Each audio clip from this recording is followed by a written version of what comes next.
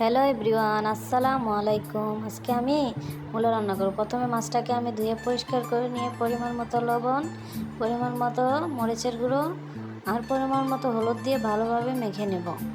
মাখানোর পর আমি কড়াইতে তেল বসিয়ে ভালোভাবে মাছটাকে ভেজে নেব। তেলের পিসগুলো আমি ভাজবো না। এখানে আমার মাছ ভাজা শেষ। তারপর পেঁয়াজ, রসুন, কাঁচামরিচ এগুলো বাটা দিয়ে আমি ভালোভাবে এটাকে ভেজে নিব। পরে স্বাদ মতো লবণ, হলুদ, মরিচ, ধনিয়া, পরিমাণ মতো জিরার গুঁড়া দিয়ে আমি মশলাগুলো ভালোভাবে কষিয়ে নিব পরিমাণ মতো পানি দিয়ে।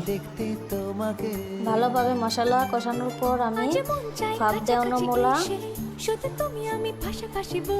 ভালো করে কষিয়ে নিব। আমার মূলাটা কষানোর পর আমি সবগুলো মাছ একটা একটা করে দিয়ে নেব।